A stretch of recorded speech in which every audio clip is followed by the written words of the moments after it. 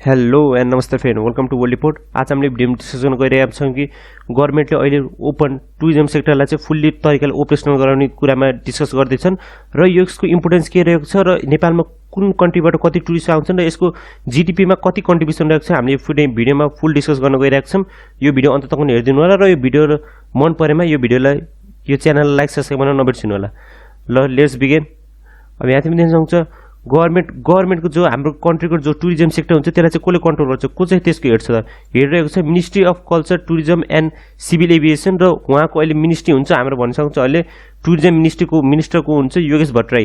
अब उहाँले एक तरिकाले टुरिज्म नै हेर्नुहुन्छ र के हेर्नुहुन्छ सिभिल एभिएसन भनेपछि उहाँको हातमा बाहिरबाट टुरिस्टहरू आउने सिभिल अथोरिटीलाई आउन दिनलाई अनुमति दिने सबको अन्डरमा रहेको छ ministry of culture tourism and civil एभिएसनको कन्ट्रोलमा।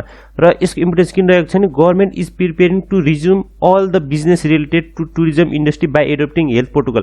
अहिले कोरोनाले गर्दाखेरि सबै विश्वभरिमा लकडाउन छ र एक तरिकाले भन्न सक्छ यसले इकोनोमिक इम्प्याक्ट नेपालमा धेरै छ, किनकि नेपालको 5% भन्दा बढी जीडीपी केमा डिपेन्डेन्ट छ, टुरिज्म सेक्टरमा।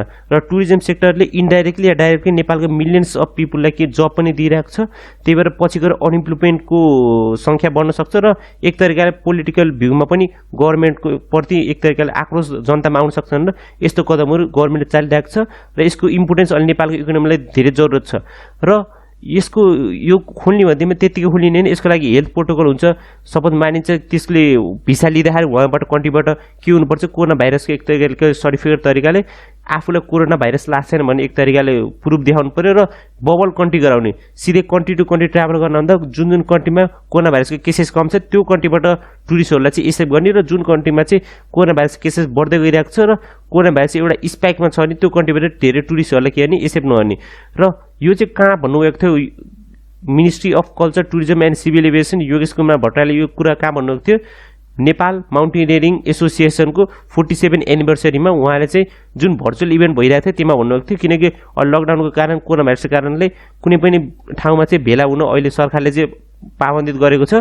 यो कुरा पोलिटिकल रूपमा तर धेरै जसो मानिसहरू नेपालमा के गरेका छन् अहिले दसैँ तिहार जुन फेस्टिभल सिजनहरू भइरहेको छ त्यसमा चाहिँ के गरेको एक गाउँ जाने गाउँमा भेटघाट हुने यो कुरा भइरहेको छ, तर एक तरिकाले पोलिटिकल भ्यूमा चाहिँ यो कुरा चाहिँ अझै नै मनाइ गरेको छ कि ग्रुपमा बस्न अझै यो सेफ छैन भनेर।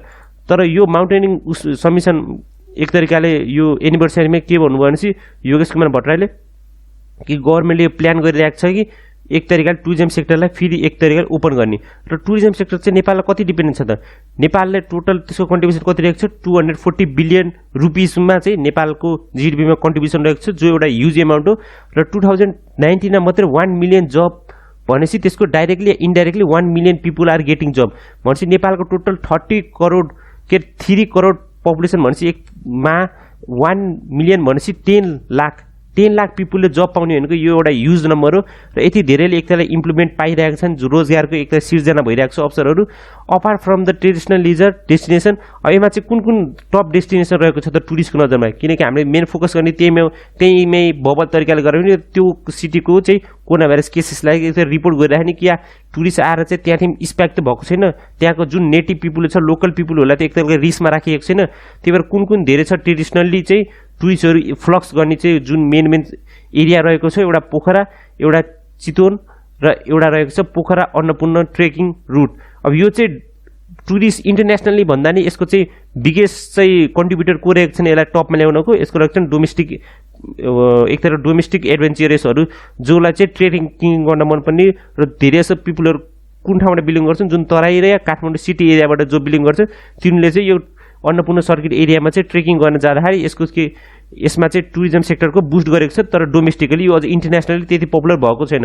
यसलाई गभर्नमेन्टले प्लान गरिरहेको छ थुप्रै फोटो कन्टेस्टहरू दिएरबाट या भिजिट नेपाल 2020बाट अन्नपूर्ण सर्किटलाई एक तरिकाले ग्लोबलाइजेसन गर्न गभर्नमेन्टले प्रयास गरिरहेको छ, किनकि यसको सिनेरियो या यसको ब्युटी एक तरिकाले हेर्न मिल्ने हो र नेपालमा यस्तो थुप्रै ठाउँहरू भेटिन्छ कि जहाँको ब्युटी अरू कन्ट्रीको भन्दा धेरै राम्रो छ, तर यसको एडभर्टाइजमेन्टको कमीले गर्दा के हुन्छ धेरै जस्तो टुरिस्टहरूलाई थाहा चाहिँ हुन्न कि नेपालमा यति धेरै ब्युटिफुल सिनेरियोहरू छ जो एउटा पिक्चर क्लिक भन्न सकिन्छ त्यस्तो तरिकाको सिनहरू छ, त्यसको बारेमा धेरै कन्ट्रीलाई थाहा नै हुन्न।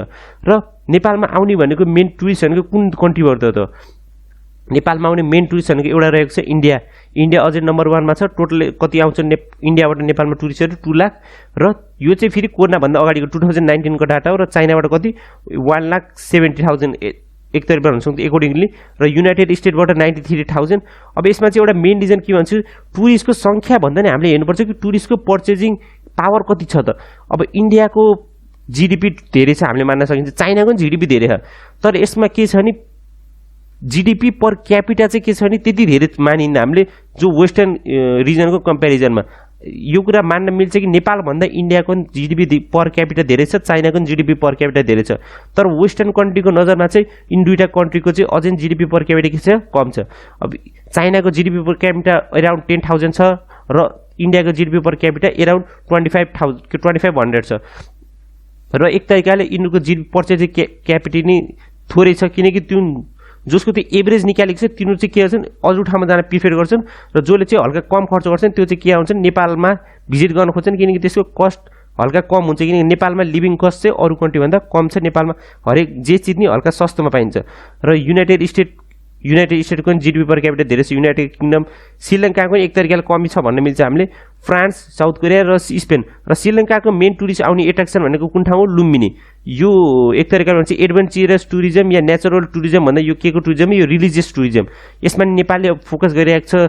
जनकपुरमा चाहिँ सीता जन्मभूमिमा नि थुप्रै तरिकाको प्रोजेक्टहरू चलिरहेको छ इन्डियाबाट, किनकि राम भगवानको भक्त हिन्दू मात्र होइन, थुप्रै एसियन कन्ट्रीहरू जहाँ म्यानमार, क्याम्बोडिया, भियतनामहरू छन् त्यहाँ पनि राम भगवानको थुप्रै भक्तहरू भेट्न मिल्छ। र थाइल्यान्डको त राजाको नाममै रामाबाट सुरु हुन्छ, रामा फर्स्ट रामा सेकेन्ड, त्यही भएर राम भगवानको धेरै फलोवरहरू हिन्दुइजममा मात्रै होइन बुद्धिज्ममा पनि धेरै छ।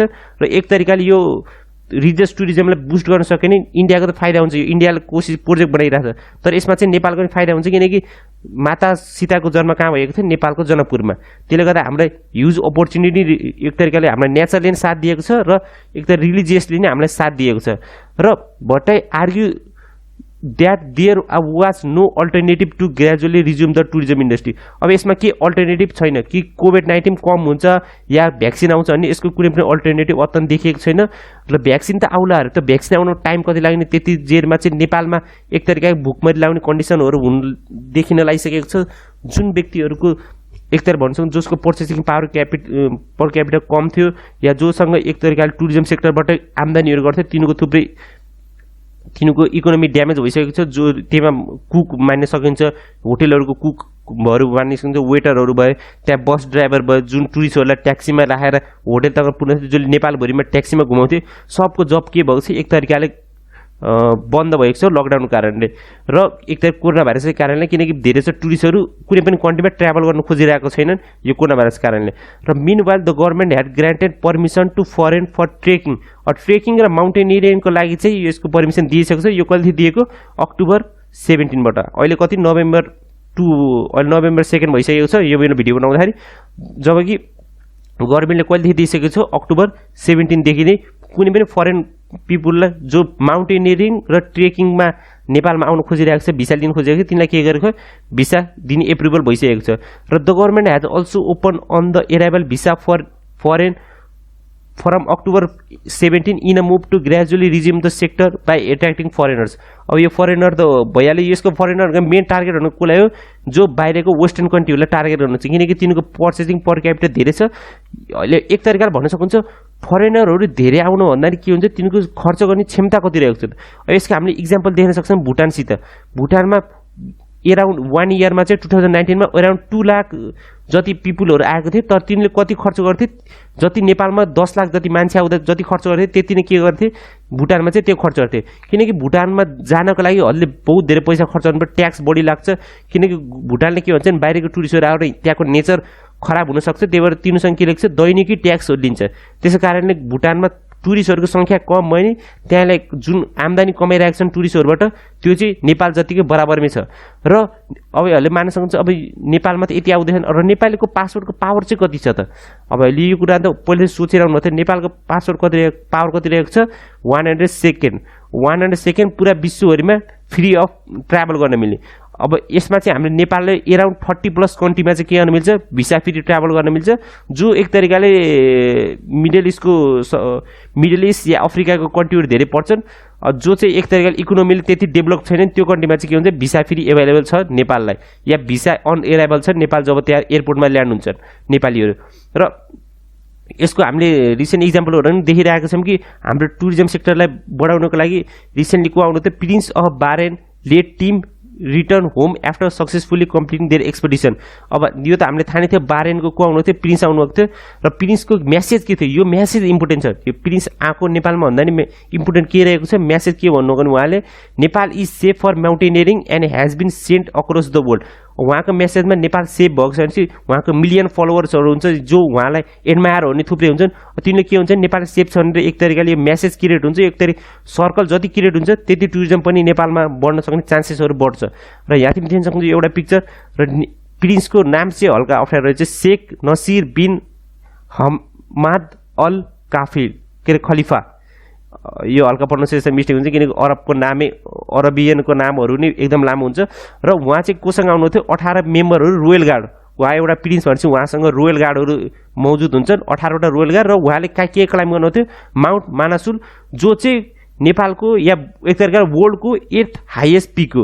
नेपालको के अरे वर्ल्डको फर्स्ट हाइएस्ट पिक भन्नाले के लागि गइन्छ, टपको हाइएस्ट पिक भनेर माउन्ट एभरेस्टलाई, र 8th हाइएस्ट पिक भनेको माउन्ट मानासुल, र सेकेन्ड हाइएस्ट भन्दालाईहरूले माउन्ट केटु भन्न सक्छ, जो चाहिँ पाकिस्तानमा लोकेटेड छ। अब यहाँ तिमी यसमा नि क्लियर तरिकाले डाटा देख्न सक्नुहुन्छ कि नेपालमा टुरिज्ममा चाहिँ मेन कन्ट्रीहरू कति कन्ट्रिब्युट गरिरहेका छन् त। योमा चाहिँ सानो कन्ट्री होइन, यो चाहिँ ठुलो एउटा तरिकाले कन्टिनेन्ट भन्न सकिन्छ। सार्क कन्ट्रीहरू भनेको सार्कमा को पर्छ, नेपाल, बङ्गलादेश, भुटान, इन्डिया, पाकिस्तान, अफगानिस्तान, श्रीलङ्का, मालदिप्स। यो कन्ट्रीहरू नेपाल जतिकै नेपालभन्दा त्यति धेरै डेभलप भन्न मिल्छ। तिनीहरूको लार्ज साइजले त जिडिपी पर क्यापिटल निकाल्दाखेरि नेपाल जति टक्कर बिहान, तर यसमा चाहिँ देख्न सक्नुहुन्छ 13% चाहिँ युरोपियन छन्। युरोपियनहरूको जिडिपी पर क्यापिटल नै हाइएस्ट हुन्छ, र तिनीहरू नेपालमा आएर टुरिज्म सेक्टरमा 13% को तिनीहरूको कन्ट्रिब्युसन छ नि, यो तरिकाले गुड साइन हो नेपालको लागि। र युएसए को 9.2, एसियन कन्ट्रिजहरू 9.10, र ओसियान कन्ट्री भनेको जुन अस्ट्रेलिया, न्युजिल्यान्डको रिजन पर्छ तिनीलाई के भन्छन्, ओसियानै रिजन भनिन्छ। अब यो भिडियो भन्दै आजको यो भिडियो यहाँ अन्त्य गरौँ। र नेपाललाई जति सक्दो हुन्छ टुरिज्म सेक्टरलाई बुस्ट गर्नुपर्छ, र टुरिज्म भन्दा नि मेन फोकस हामीले के गर्नुपर्छ, इन्डस्ट्रियलाइजेसनमा। किनकि हामीले इन्डस्ट्रीमा एक्सपोर्ट गर्न जहिले नि मिल्छ। टुरिस्टको सेक्टरमा एक तरिकाको डर भइरहेको छ कि यस्तै कोरोना भाइरस जस्तो अरू बेलामा पनि कुनै पेन्डेमिक आउने थियो, फेरि हामीले के हुन्छ, टुरिज्म सेक्टर फेरि धराशायी हुन्छ। त्यही भएर हामी जति सक्दो हुन्छ टुरिज्म सेक्टरमा मुभ अन भएर चाहिँ अरू सेक्टरमा नि नेपाल गभर्मेन्टले हात हाल्नुपर्छ। किनकि बिना जति हामी डाइभर्सिफिकेसन गर्दैनौँ आफ्नो इकोनोमीको, त एउटै चिजमा जति डिपेन्डेन्ट भइन्छ त्यसको इफेक्ट पनि नेपाली इकोनोमीलाई बढ्दै जान्छ। यो भन्दै आजको भिडियो यहाँ अन्त्य गरौँ। यो भिडियो मन परे यो च्यानललाई सब्सक्राइब गर्नु होला, र यो भिडियो जति सक्दो हुन्छ सेयर गर्नु होला। हस्त धन्यवाद। See you next video. God bless you. जय नेपाल।